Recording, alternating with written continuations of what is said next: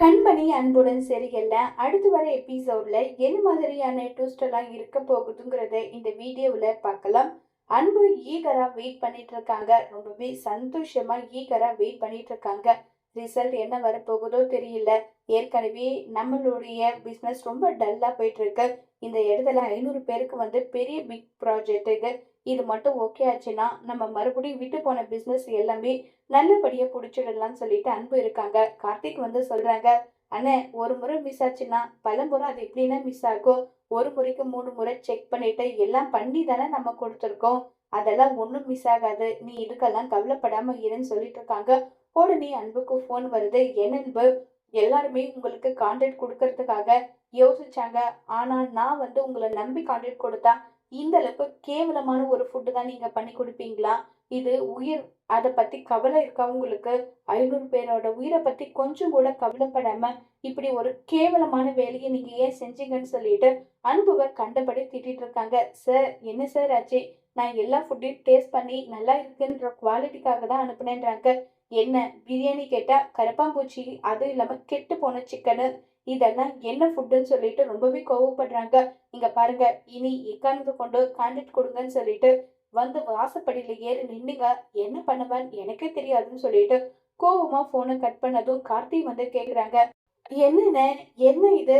ஏன் இப்படி பேசிட்டு இருக்காங்க? ஃபுட்டு எல்லாத்தையுமே ஒவ்வொன்றா பார்த்து பார்த்து தானே பண்றோம். கடைசியில என்னண்ணே இவங்க இப்படி சொல்றாங்கன்னு சொல்லிட்டு கேக்குறாங்க. அதுதான்டா எனக்கும் புரியல. எனக்கு தெரிஞ்சே இப்படி நடக்குதா, தெரியாம இப்படி நடக்குதா, ஒண்ணுமே புரியாம நான் ரொம்பவே குழப்பத்துல இருக்கேன்னு சொல்லிட்டு பயங்கரமா ஃபீல் பண்ணி பேசிட்டு இருக்காங்க. அண்ணன், எனக்கு ஏதோ சதி நடக்கிற மாதிரி தானே தெரியுது. நம்ம கிச்சன்ல சிசிடிவி ஃபுட்டேஜ் இருக்குல்ல, அதை செக் பண்ணி பார்த்தா இதுக்கான எல்லா உண்மையும் தெரிஞ்சிடும் இல்லைன்னு சொல்லிட்டு இருக்காங்க. வாடா முதல்ல அதை பார்க்கலான்னு சொல்லிட்டு போறாங்க. முதல்ல கிச்சன்ல எல்லாமே ஆர்கனைஸ் பண்றது எல்லாமே நீட் அண்ட் கிளீன் அதை எல்லாமே பண்றாங்க. பண்ணிட்டு இருக்கும்போது கரெக்டா பாத்தீங்கன்னா நம்ம அன்பு கார்த்திக் சொல்லிட்டு எல்லாருமே டேஸ்ட் பண்ணிட்டு இருக்காங்க. அதுக்கு முன்னாடி இருக்கிற வீடியோஸ் மட்டும் இல்ல, எங்க நாங்க வந்த வீடியோஸ் இருக்கு. அதுக்கு முன்னாடி நடந்த வீடியோஸ் எல்லாம் ஏன் இல்லைன்னு சொல்லி கேக்குறாங்க. இது உள்ள யார் வந்தது சொல்லுங்கன்னு சொல்லி கேக்குறாங்க. வெனிலா மேடம் தான் வந்தாங்க. அவங்க வந்ததுக்கு அப்புறம் நாங்க அங்க போயிட்டு ஒரு 5 நிமிஷம் மீட்டிங்ல கூப்பிடுறாங்கன்னு சொல்லிட்டு போனோம். அவ்வளவுதான்றாங்க. ஒரு வேளை இது வெனிலாவோட வேலையா இருக்குமோன்னு சொல்லிட்டு கார்த்திக் நினைக்கிறாங்க. என்னடா நினைப்பு வேற, அதுதான் உண்மை. அவதான் என் பேரை கெடுக்கணுன்றதுக்காக இப்படி பண்ணிருக்கா. அவளை விட விட ஓவரா போயிட்டு இருக்கா. இதுக்கு மேலேயும் அவளை நான் சும்மாவே விட மாட்டேன். இப்பவே போயிட்டு அவளை ஊண்டில நாக்குறேன்றாங்க. அண்ணன், என்னென்ன பண்ற, என்ன பண்ணிட்டு இருக்க? எனக்கு என்னவோ நேத்து நடந்த மீட்டிங்ல கூட இவ தான் பிரியாணில கரப்பாம்பூச்சி போட்டிருப்பாளோன்னு சந்தேகமா இருக்கு. எனக்கு அப்படிதானா தோணுதுன்றாங்க. அண்ணன், தோணுதான், அவ தானே பண்ணியிருக்கா. அவளை சும்மாவே விடக்கூடாது. அவளுக்கு தண்டனை பெருசா கொடுக்கணும். அவளை என்ன பண்றேன் பாருன்னு சொல்லிட்டு கார்த்திக் ஒரு பக்கம் போக அதையும் உடனே அன்பு தடுத்து நிறுத்துறாங்க. என்னென்ன இப்பவும் அவளுக்கு உட்காந்து இறக்கம் பார்த்துட்டு இருக்க? ஒண்ணு கிடக்க ஒண்ணு ஆகி யாருக்காவது ஒருத்தருக்கு ஃபுட் பாய்சன் ஆகிட்டு உயிரே போயிருந்தா என்னென்ன பண்ணியிருப்பா? உன்னை பழி வாங்குறதுக்கு அவ எடுத்திருக்க ஆயுதம் இதுதானன்னு சொல்லிட்டு கோவப்படுறாங்க. நம்ம ஆதாரத்தோட நிரூபிச்சாலும் பாட்டி அவதான் அப்படி இப்படின்னு சொல்லுவாங்க. முதல்ல அவளை எப்படி டீல் பண்ணணுமோ அப்படி பண்ணிக்கலாவான்னு சொல்லிட்டு வெண்ணிலாவோட வீட்டுக்கு போறாங்க. அங்க போனா வெண்ணிலா சில் பண்ணிட்டு இருக்காங்க. கால் மேல கால் போட்டுட்டு வாவ் செமையா இருக்குன்னு சொல்லிட்டு பிரியாணி சாப்பிட்டுட்டு இருக்காங்க. உடனே கரப்பாம்பூச்சி எடுத்துட்டு கார்த்திக் வெண்ணிலாவோட பிளேட்ல போடுறாங்க. வாட் அன்பு, கார்த்திக் என்ன இன்டீசென்ட்டா பிஹேவ் பண்றீங்க? நான் மட்டும் இந்த விஷயத்த போலீஸ் சொன்னா என்ன ஆகும் தெரியுமா? எங்களுக்கும் போலீஸ் தெரியும். நாங்க கேஸ் கொடுத்தாலும் இப்படி பண்ணுவாங்க. இந்த மாதிரி தானே 500 பேர் சாப்பிட்ற பிரியாணில நீ இப்படி ஒரு விஷயத்த கலந்த. இப்போ உனக்கே போடுறேன் சாப்பிடுன்னு சொல்லிட்டு சொல்றாங்க. என்ன அன்பு, என் மேல இருக்க கோவத்தினால உங்க இஷ்டத்துக்கு நீங்க என்னனாலும் பண்ணுவீங்க, என்ன பழினாலும் போடுவீங்களா? சரி, நான் தான் பிரியாணில கரப்பாம்பூச்சியை கலந்துன்றதுக்கு என்ன எவிடன்ஸ் இருக்கு, என்ன ஆதாரம் இருக்கு காட்டுங்கன்னு சொல்றாங்க. ஆதாரத்தை எல்லாம் ஒட்டு மொத்தமா அழிச்சிட்டு பிரில்லியண்டா நீ ப்ளே பண்ணதான் நீ நினைச்சிட்டு இருக்கியா? எங்க கிட்ட ஆதாரம் இருக்கு. நீ எப்படியும் சிசிடிவி கேமராவை ஆஃப் பண்ணிடுதுன்னு சொல்லிட்டு தான் நாங்க அங்க மொபைல்லயே கேமராவை ஃபிட் பண்ணி வச்சிருந்தோம். அதுல நீ சாப்பாடை மாத்தி வச்ச வீடியோ ரெக்கார்ட் ஆயிருக்கு. இந்த விஷயத்தை என் பாட்டிக்கிட்டையும் போலீஸ்கிட்டையும் கொடுத்தா என்ன நடக்கும் தெரியுமான்றாங்க. அன்பு, என்ன மிரட்டுறீங்களா? இங்க பார், மிரட்டுறதெல்லாம் எனக்கு தெரியாது. எல்லா தப்பும் பண்ணிட்டு நீயே இவ்வளவு தைரியமா இருக்க. எந்த தப்பும் பண்ணாத நாங்க ஏன் பயப்படணும்? இங்க பார் ஆதாரத்தைன்னு சொல்லிட்டு போனை மட்டும் காட்டுறாங்க. ஆனா அன்புகிட்டயும் கார்த்திகிட்டயும் அந்த மாதிரி ஒரு ஆதாரம் இல்ல. இருந்தாலும் வெளியில வாயால உண்மையை வர வைக்கணுன்றதுக்காக அன்பு கார்த்திக் 2 பேரும் போடுற பிளான் தான் இது. இப்ப கார்த்திக் வந்து காட்டிட்டு இருக்கும் போதே வெண்ணிலா பேசுறது எல்லாமே ரெக்கார்ட் பண்றாங்க. என்ன அன்பு, மிரட்டுறீங்களா? இங்க பார், உன்னை மிரட்டுறதுக்கெல்லாம் எனக்கு டைம் கிடையாது.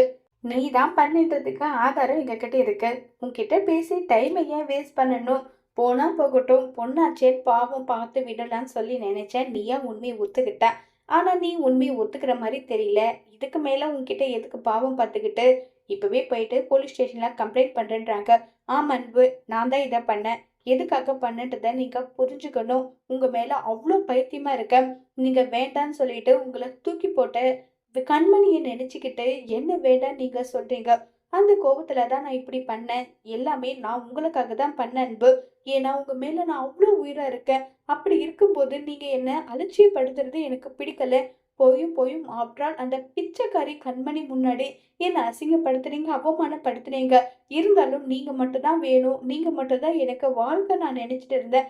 கடைசியில நீங்க என்னை இப்படி ஒரு கேவலமா பண்ணிட்டீங்க. அதுக்கு பழி தீர்க்கணுன்றதுக்காக தான் நான் இப்படி பண்ணேன்றாங்க. ச்சீ, நீ எல்லாம் ஒரு மனுஷியாடி. உன்னெல்லாம் மனுஷன் சொல்றதுக்கு எனக்கு அசிங்கமா இருக்கு. இவ்வளோ நேரம் நாங்க சொல்லிட்டு இருந்தோம்ல ஆதாரம்னு சொல்லிட்டு, அது எதுவுமே இல்ல. உன்கிட்ட எப்படியும் நீ தான் பண்ணியிருப்பேன்னு தெரியும். ஆதாரத்தை கலெக்ட் பண்றதுக்காக தான் நாங்க இதை பண்ணோம். இப்ப எங்களுக்கு ஆதாரம் கிடைச்சிருச்சு. நீ தான் இந்த விஷயத்த பண்ணேன்ற ஆதாரம் கிடைச்சிருச்சு. இப்பவே போயிட்டு என் பாட்டி கிட்ட சொல்றேன்னு சொல்லிட்டு இருக்காங்க. வேண்டாம் அன்பு, உங்க காலில் விழுந்து கெஞ்சி கேட்கிறேன். தயவு செஞ்சு இப்படி பண்ணாதீங்க ப்ளீஸ் அன்பு. உங்க மேல உண்மையான பாசம், உண்மையான அன்பு வச்சிருக்கேன். நீங்க மட்டும் கிடைக்கலன்னா நான் செத்துடுவேன்றாங்க.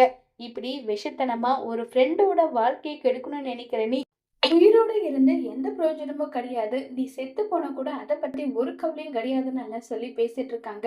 இதை கேட்டதுமே உடனே வந்து வெண்ணிலாவுக்கு பயங்கரமா கோவம் வருது. என்ன இந்த அளவுக்கு பேசுறியே? உன்னுடைய பாட்டி பண்ண வேலை மட்டும் உனக்கு தெரிஞ்சா என்ன நடக்கும் தெரியுமா?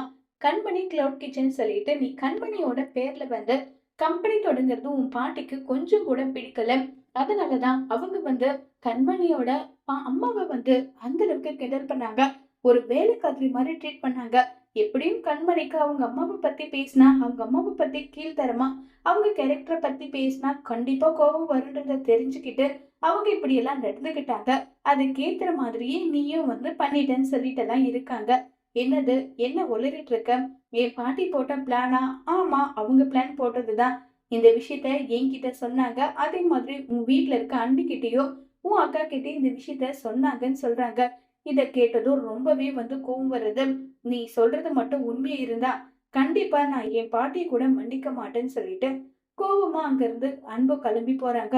வாடா அன்பு, என்னடா அன்பு, வைக்கிற இடமெல்லாம் கண்ணி வெடி மாதிரி நம்ம ஏண்டா நம்ம பிசினஸ்ல இந்த அளவுக்கு கீழே இறங்கி போயிட்டே இருக்கோம். எனக்கு என்ன பண்றதுனே புரியலன்றாங்க. அதெல்லாம் இருக்கட்டும் பாட்டி. கண்மணியோட அம்மாவை அசிங்கப்படுத்தி பேசினது நீங்களாம் வந்து ஏற்பாடு பண்ணி இப்படி பேசினா கண்மணிக்கு கோபம் வரும். அவளை வீட்டை விட்டு துரத்திடலாம் நீங்களா முடிவு பண்ணி பேசுனீங்களா? இல்ல அதுவா எதிர்ச்சியா நடந்துதான்றாங்க. என்னடா, என்ன கண்மணி வந்து உன்கிட்ட அழுது ஃபீல் பண்ணி கதறி அழுதாலோ? அதனாலதான் என்கிட்ட வந்து நீ இப்படி பேசிட்டு இருக்கியான்னு சொல்லி கேக்குறாங்க. பாட்டி, நான் இங்க என்ன கேட்டுட்டு இருக்கேன்? கேட்டதுக்கு பதில சொல்லுங்க பாட்டி. ஏன் பாட்டி இப்படி பண்றீங்க? முதல்ல சொல்லுங்க. என்ன நடந்ததுன்னு சொல்லிட்டு இருக்காங்க. உடனே பயங்கரமா வந்து ஷாக் ஆகுறாங்க. அது வந்துன்றாங்க. வெண்ணிலா கூட கூட்டு சேர்ந்துதான் நீங்க இந்த எல்லா விஷயத்தையும் பண்ணீங்கன்னு சொல்லிட்டு வெண்ணிலா என்கிட்ட எல்லா விஷயத்தையுமே சொல்லிட்டான். இதுக்கு மேலேயும் நீங்க உண்மையை மறைக்காதீங்க. ஆமாண்டா, அவ வந்து இந்த வீட்டுல இருக்கிறது எனக்கு பிடிக்கல. அவ இந்த வீட்டுல வேலைக்காரிய கூட இருக்க தகுதி இல்லாதவ. அவளை வந்து நீ கம்பேர் பண்ணி அவளுக்கு வந்து நீ வந்து கிளவுட் கிச்சன் ஆரம்பிச்சது எனக்கு கொஞ்சம் கூட பிடிக்கல. அதனாலதான் நான் இப்படி பண்ணேன். அவளை வேணுனே வம்பி இழுக்கணும்னு தான் இப்படி பண்ணேன். அவளை அசிங்கப்படுத்தின, அவமானப்படுத்தின, இது எல்லாமே நான் தாண்டா பண்ணேன்றாங்க. ஏன் பாட்டி இப்படி பண்ணீங்க? ஏன்னா வெண்ணிலாவை உனக்கு கல்யாணம் பண்ணி வைக்கணும் நான் முடிவு பண்ணேன். அதனாலதான் இப்படி பண்ணேன். என் பேருண்டா நீ. உனக்கு ஒரு நல்ல வாழ்க்கையை அமைச்சு கொடுக்கணும்னு சொல்லி இப்படி பண்ணதுல எந்த தப்பும் இருக்க மாதிரி எனக்கு தெரியலன்னு சொல்லி ரொம்பவே வருத்தப்பட்டு பேசிட்டு இருக்காங்க.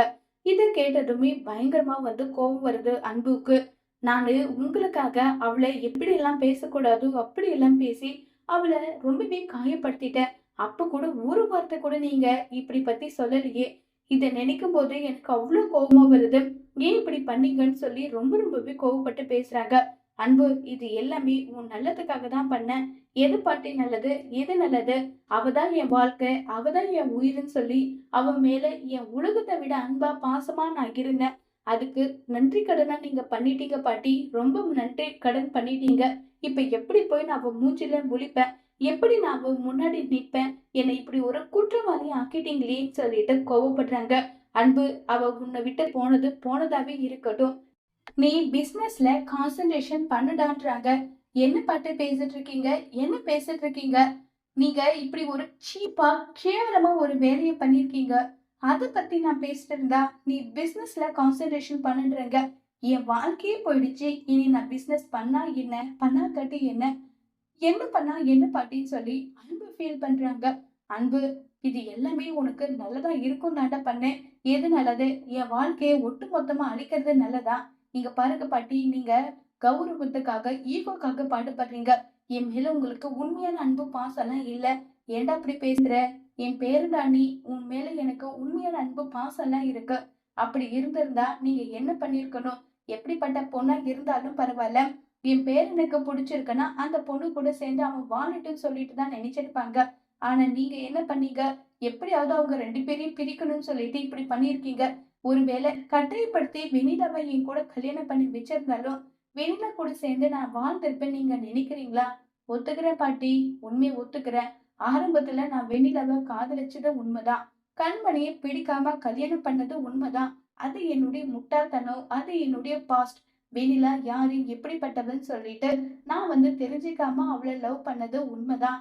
அதுக்கப்புறம் கண்மணிய எனக்கு என் அம்மா சொன்னதுனாலதான் நான் கல்யாணம் பண்ணேன். ஆனா கண்மணிய கொஞ்சம் கொஞ்சமா எனக்கு பிடிக்க ஆரம்பிச்சு, கண்மணி மட்டும்தான் என் வாழ்க்கை, உயிரை நான் ஆயிட்டேன். வெண்ணிலாவோட கேரக்டர் எனக்கு பிடிக்காம அவளை ஒட்டு மொத்தமா விலகிட்டேன். அவளும் அதை புரிஞ்சுக்காம இப்படி பண்றா. நீங்களும் இப்படி பண்ணிட்டு இருக்கீங்க. இதெல்லாம் ஏத்துக்கிற மாதிரி இருக்கா? இனி ஒரு நிமிஷம் கூட நான் இந்த வீட்ல இருக்க மாட்டேன். என் கண்மணி கிட்ட போய் அவ காலடியில விழுந்து கூட நான் அங்கேயே இருக்கிறேன். இனி இங்க இருக்க மாட்டேன்னு சொல்லிட்டு கோவப்படுறாங்க. ராஜேஸ்வரி வேண்டாண்டா அன்பு, இப்படி ஒரு தப்பு பண்ணாத. உன் பாட்டி பண்ணது ரொம்ப பெரிய தப்பு தான். நான் இல்ல நல்லா சொல்லல. அதுக்காக நீ இவ்வளவு பெரிய முடிவு எடுக்கணுமா? ப்ளீஸ் அன்பு, வேண்டாண்டா வேண்டான்னு எவ்வளவு சொன்னாலும் அதெல்லாம் முடியாது. நான் உங்க கூட இருக்கவே மாட்டேன். நான் என் கண்மணியை தேடி போறேன்னு சொல்லிட்டு அன்பு பாத்தீங்கன்னா வீட்டை விட்டு ஒட்டு மொத்தமா கிளம்பி போயிடுறாங்க. இப்ப கண்மணியை மீட் பண்ண போறாங்க. ஒருவேளை அன்பு தான் செஞ்ச தப்பை எல்லாமே உணர்ந்து கண்மணி கிட்ட மன்னிப்பு கேட்கலான்னு சொல்லிட்டு வந்திருக்காங்க. ஆனா கண்மணி அன்புவை மன்னிக்க தயாரா இருக்காங்களா? மலையபடி அன்பும் கண்மணியும் சேர்ந்து ஒன்னா சேர்ந்து சந்தோஷமா வாழ்ந்து அவங்களுடைய பிசினஸ டெவலப் பண்ணுவாங்களா? இல்ல அன்பு பேசின பேச்சு எல்லாத்துக்குமே கண்மணி அன்புவை மன்னிக்காம அன்புவை வெறுத்து அவங்களும் வீட்டை விட்டு துரத்த போறாங்களா? அன்போட வாழ்க்கையும் கண்மணியோட வாழ்க்கையும் என்ன ஆக போகுது? வெண்ணிலாவுக்கு சரியான தண்டனை அன்பு கண்மணி சேர்ந்து வாங்கி கொடுக்க போறாங்களாங்கிறத வரப்போற எபிசோட்ல வெயிட் பண்ணி பார்க்கலாம். தேங்க்யூ.